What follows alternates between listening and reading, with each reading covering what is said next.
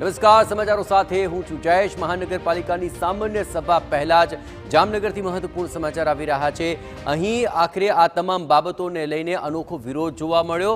કોર્પોરેટરનો આ અનોખો વિરોધ છે। ફૂટબોલ મેદાન આપવાની માંગ સાથે કોર્પોરેટર રચના નંદાણીયાએ વિરોધ દર્શાવ્યો।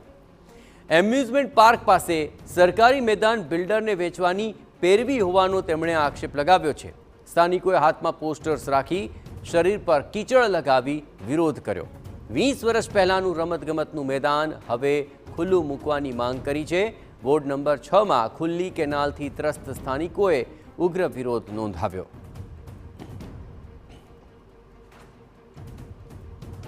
અમે વોર્ડ નંબર 6 માંથી આવીએ છીએ અને 7 માંથી આવીએ છીએ।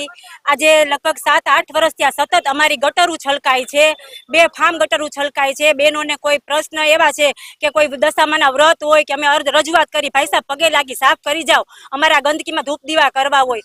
અને કેનાલ એવી ખુલ્લી રાખી છે ને એમાં એટલો બધો કચરો છે કે ગાયું જ્યારે પડે છે ને ત્યારે અમારે પાડોશીઓને એને કાઢવી બહુ વસમી થઈ જાય છે। આજે અમે વર્ષોથી આ રજૂઆત કરીએ છીએ કે ભાઈ અમારી કેનાલ છે એ બોક્સ કેનાલ કરી દો તમે અને ગટરું રેગ્યુલર તમે સફાઈ કરાવો, બરાબર। આ એક બેન મારી બાજુમાં બેઠા, એનો વિધવા બેન છે, એ કામે જાય છે, જો મજૂરીએ ના જાય તો સાંજે એક ટક ખાવાના સાસા પડી જાય છે। એનો છોકરો 2 વખત ચોમાસામાં કેનાલમાં પડી ગયો હતો।